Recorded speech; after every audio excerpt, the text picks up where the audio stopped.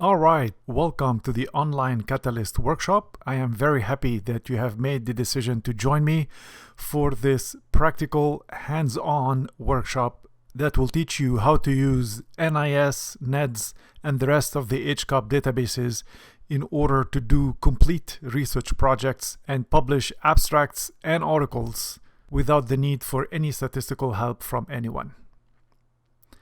We have a lot of material to cover. This is not going to be a sprint. This is going to be a marathon. But like in the marathon, the rewards at the end are going to be very big, and the rewards are going to be definitely worth the run and certainly worth the training.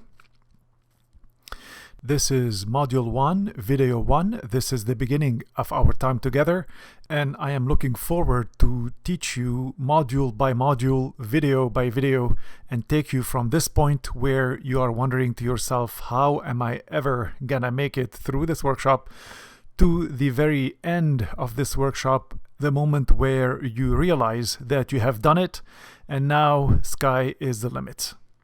We're going to start this module by talking about what we need to get started with large database analysis research. And what we need actually is not much at all. All we need is a computer, access to Stata, and access to the database itself. Here we're going to talk about the National Inpatient Sample, the NIS, but what we learn will also apply for the NEDS, which is the National Emergency Department Sample, and the rest of the HCUP databases. So let's start with the computer. And this is a frequent question that I get. What kind of computer should I get so that I can analyze these databases? For your computer, what you need to keep in mind is the processing power, or the CPU, the RAM, which is the random access memory, and the storage, which is also called the ROM, the read-only memory. Those are the three basic determinants of your computer and your processing power, and we will go over them one by one. The first one is the processing power, which is the CPU. The CPU is the central processing unit, and this is where the brain of the computer, if you want, is located. Obviously, the more powerful your CPU is, the faster the analysis will be in large database analysis, and of course, the earlier you will get your answers. As of the time of this recording, the ideal CPU would be an i10, 8-core, 5 GHz frequency CPU, with the IPC, or the instruction per clock, not being a very important determinant here. Let's talk a little bit more about i10. Why do I choose i10? And this is simply because this is the most recent, or the standard, as of the time of this recording, for the CPU. It is fast, and most importantly, it comes with multiple cores. There are 2 cores, 4 cores, 8 cores, even 12 cores, but I choose 8 cores here again because this seems to be the standard as of the time of this recording. And this allows the computer to divide the work it has to do into 8 batches, and it runs them in parallel at the same time with each other, which allows for even more speed. It will be, for example, 8 times as fast as a single core CPU. We're going to talk about the clock next, and I'm not going to spend a lot of time talking about it. But what I would like you to know is that when we say 5 GHz of frequency on the clock, this indicates the number of cycles that the CPU can go through in 1 second. And obviously, the higher the number of cycles, the faster the computer will be, and the faster you will get your answer. The instructions per cycle, or instructions per clock, is the number of instructions the CPU can carry or execute in each cycle. And here again, the more the instructions the computer can handle at one time during one cycle, the faster your processing will be. Now, the instructions per clock, the IPC, is not very important. It doesn't vary a whole lot, and therefore you don't see it advertised with the rest of the CPU attributes. Now, If you do have a CPU that is an i10, 8-core, 5 GHz frequency, irrespective of the instructions per clock on it, then you know that you have a very, very good computer that will allow you to process NIS, NEDS, and the rest of the HCUP databases in a very, very reasonable time. Now, of course, you can go bigger, you can go faster, but I think that might not be necessary, especially if you're trying to stay within a certain budget. Now, if you go lower, this is when you're going to start paying the price. And this is when your wait time might be significantly longer. But if this does not bother you, if you're willing to wait, then I think you can certainly go lower. That will also allow you to stay lower on your budget. Okay, so now let's move to the RAM, the random access memory. And the RAM is the short-term memory, if you want, of your computer. It is its attention span. And as a rule of thumb, you need about 3 times as much RAM as the size of your database. And since NIS is about 4 gigabytes, then if you have a 12 gigabyte RAM, you'll be golden. This is because having RAM this size will allow the computer to compute everything in one chunk. It doesn't have to divide the work into multiple chunks, memorize the first chunk, process it, forget about it, memorize the second chunk, process it, forget about it, and then assemble everything and give you the answer. If you have 3 times the size of your database, then your computer will be able to memorize the whole database, process it, give you the answer, and move on. Of course, here too, you can decide to go larger, 32 gigabytes, 64 gigabytes, like I have. And the RAM with time is becoming cheaper and cheaper. So this fact facilitates going larger and larger on the RAM. But keep in mind that if you go lower, 8 gigabytes, 4 gigabytes, this is when you're going to significantly decrease your processing power. So 16 gigabytes to me seems to be the happy medium. Okay, so the last thing we're going to talk about is the storage, and the storage capacity of your computer is the least important factor. And this is simply because you can always use an external hard drive to store the databases that you will create when you are working on new projects. And therefore here it is your chance to save money. If you need to stay under a certain budget, you can always add memory as you need it. 250 gigabyte here is certainly reasonable. You can go higher, you can go up to 1 terabyte, 2 terabytes, and you can do that again at the get-go or as an external hard drive in the future as you need it. You can use a Windows-based computer or a Mac computer. It does not make any difference. The determining factor usually is personal preference and also budget, because it is cheaper to buy the Windows computer, and also it is cheaper to upgrade in the future and make it stronger, bigger, faster in the future. So keep this in mind when you're making your selection, especially if staying within a budget is important for you.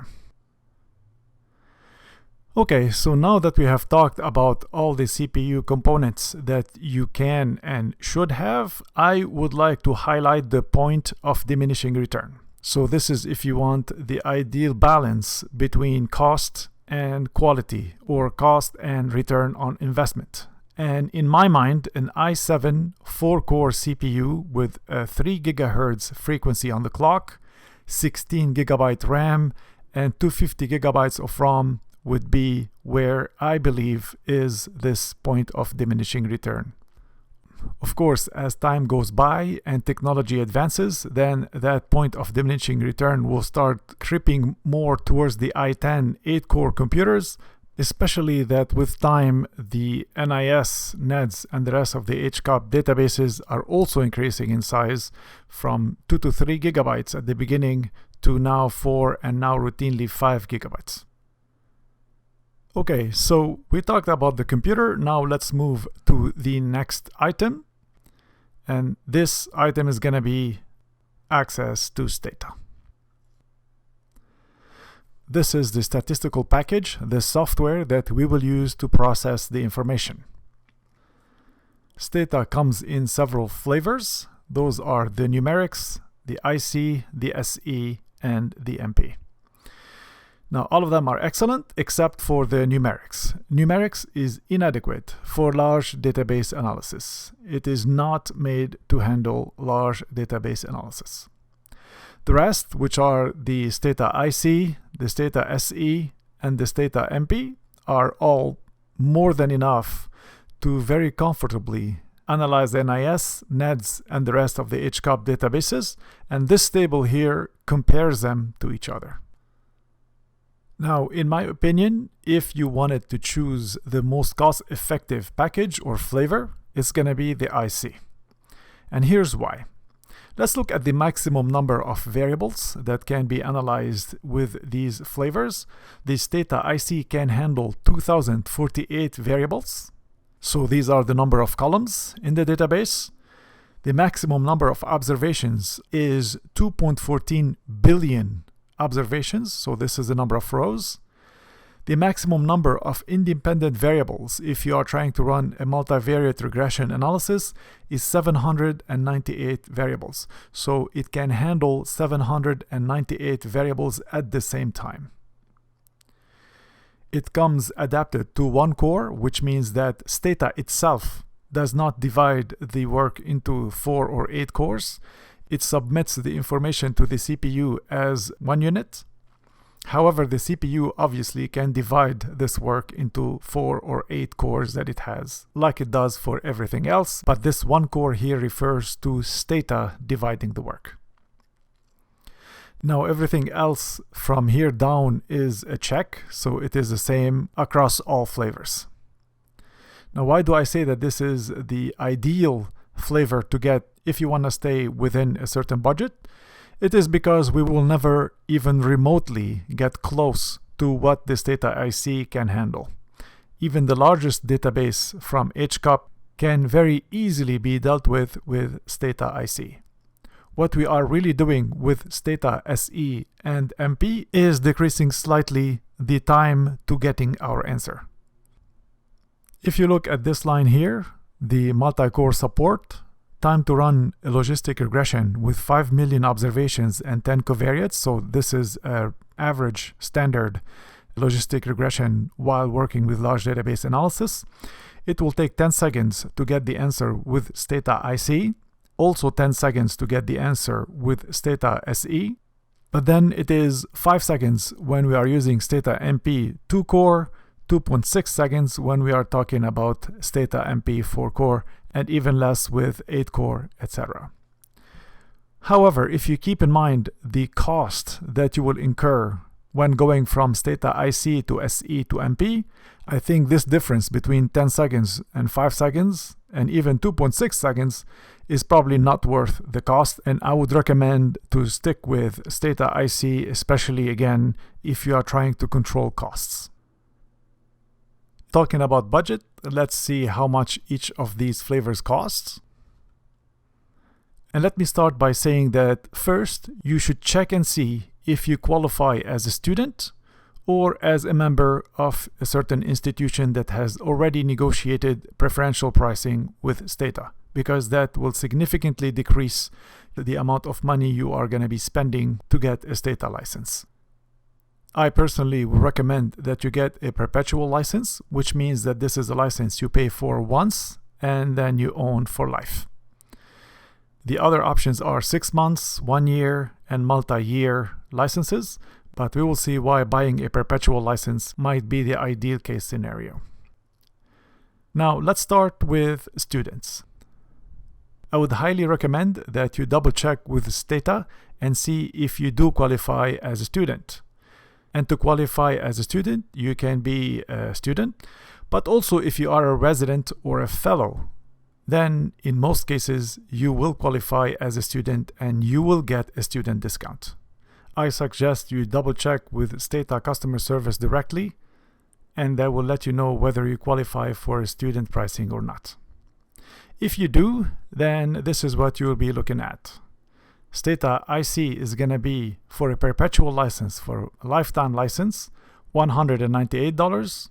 For the Stata SE, and remember Stata SE and Stata IC take the same amount of time to run the standard logistic regression we talked about, but here you'll be paying $395 instead of $198. And then for this Stata MP 2-core, $695. And if you choose this Stata 4-core, it will be $995. So as you can see, there is an exponential increase in price, and I think it might not be worth the investment unless you are very comfortable with the budget that you have.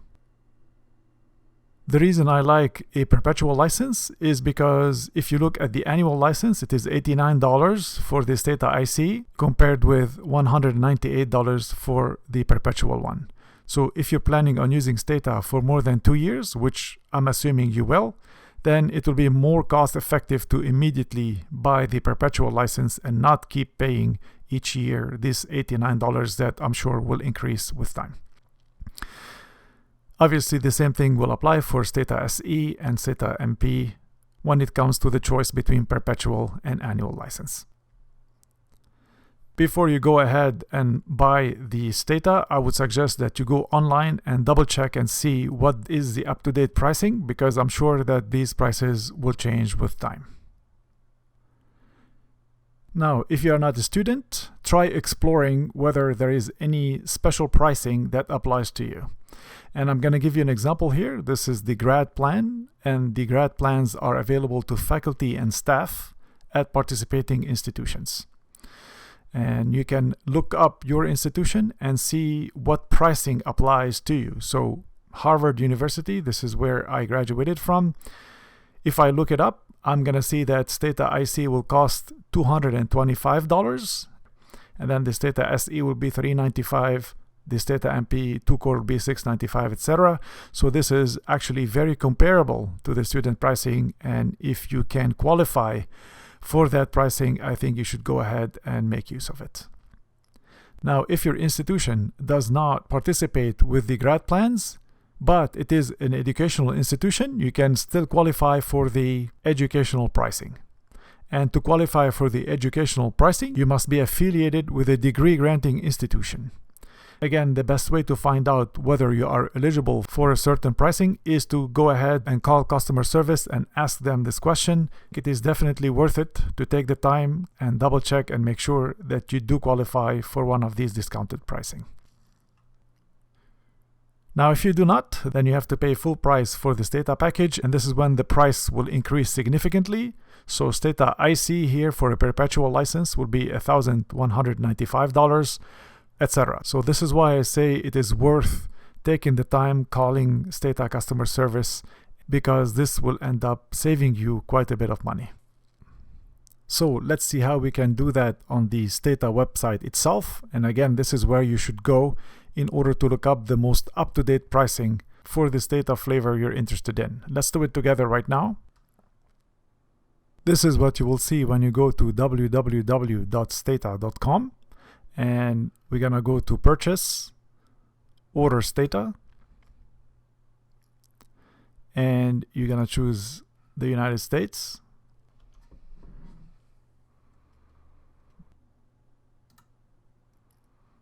And you're going to click on view pricing. This is the student pricing, this is the educational pricing, this is government, nonprofit, and business. So you can just click what applies to you and go through the screens. Let's click on the student pricing here. So we want a new purchase. And this is where we can choose between 6 months, an annual, and a perpetual license.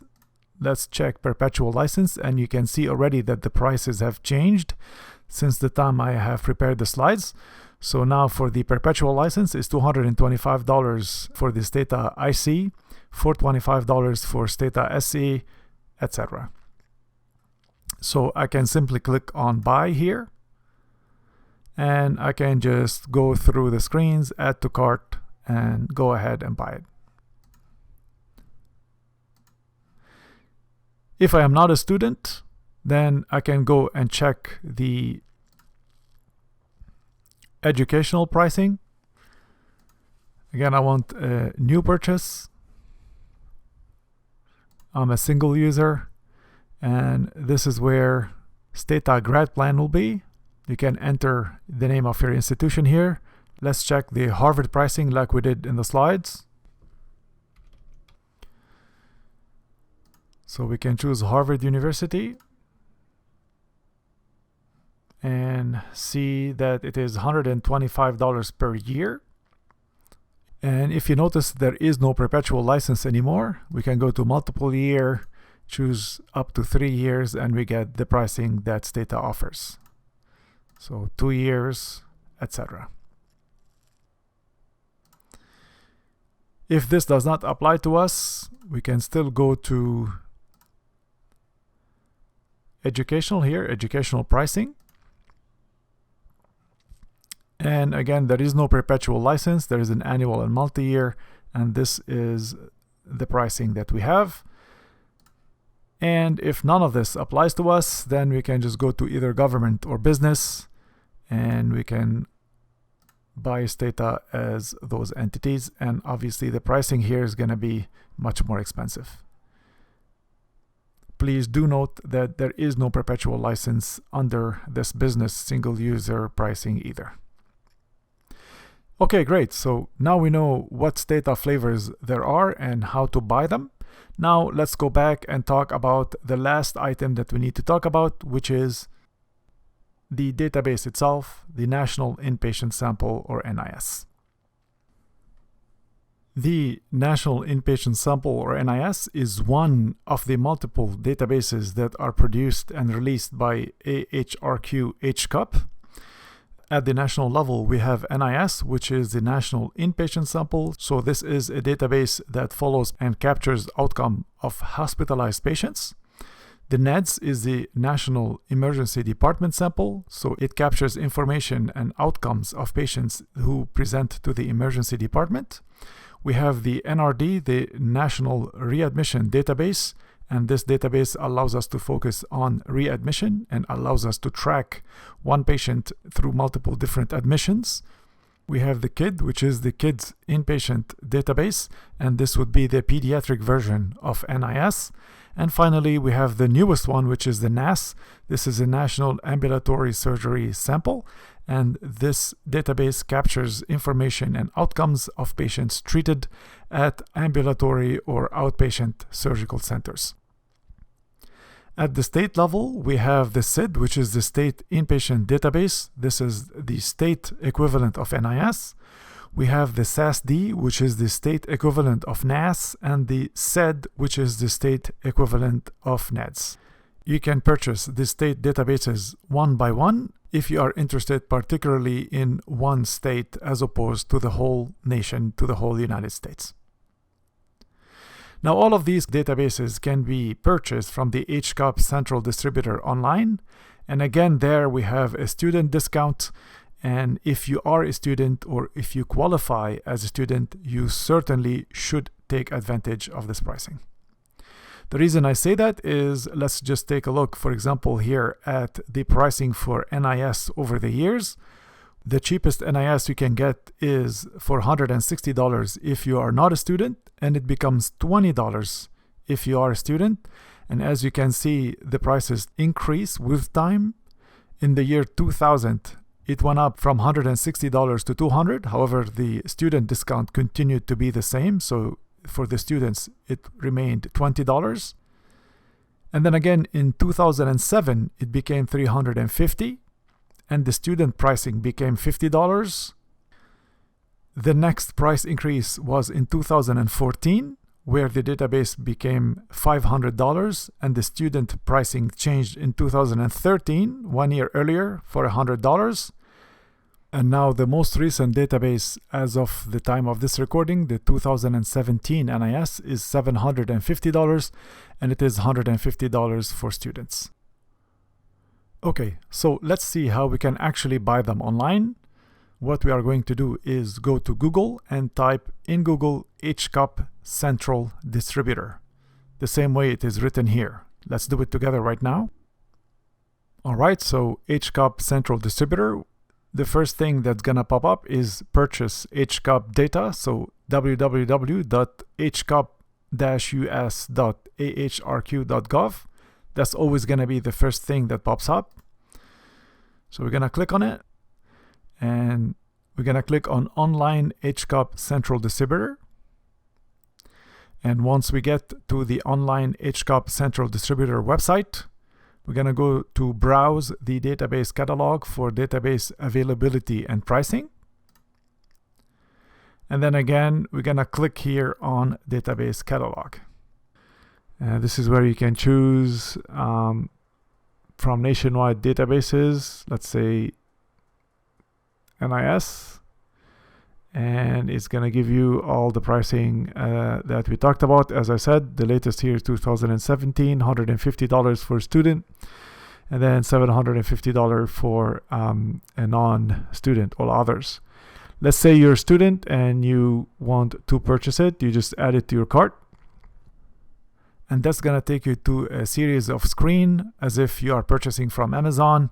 You're going to agree on disclaimers, and at the end you will be able to pay for the database and buy it. Now, in order to actually buy the database, you have to have two things. Number one is to log in or to register, so you have to register for the website. And number two, you have to have the HCUP DUA training course. And this is a very short 15-minute course that you can take, and then it will tell you what you can and cannot do with the NIS and the rest of the HCUP databases, and you will be responsible. So legally, you will be responsible for the content of that training course. You will sign that you agree with it, so you absolutely have to take it and understand what you are signing up for. These are common sense things like you should not share the database, you should try to protect patient privacy, etc. But please do click on this link and do get the training, do get the certificate number. You will need the certificate number before you are able to complete your purchase and get access to the link through which you can download the database. So once you finish your purchase and pay for it, then you will receive a link that you can access on this website itself under your account in orders section. This link will be active for 7 days, and then you can download the database to your computer this way. One thing to keep in mind, if you choose the student pricing, and here again, student applies for a student, an actual student, but also for a resident and a fellow. So it is certainly worth the time, the phone call to the HCUP Central Distributor customer service and ask them if you qualify for a student. As per my last conversation with them, if you are a resident or if you are a fellow, then you do qualify for the student pricing. What you need to do is submit your badge that says resident or in training, doctor in training, or you can submit a letter from your program director stating that you are a physician in training. You will have to send it to them by email, and they will provide you with the email address that you have to use once you get your confirmation for your order. And your order is not going to be processed until you send something that proves that you are a student, either your badge saying that you are a resident or a fellow or a doctor in training, or a letter, a PDF letter from your program director. Once you send it to them by email, then they will continue processing your request, and then they will activate the link for you, and then you will be able to download these databases into your computer.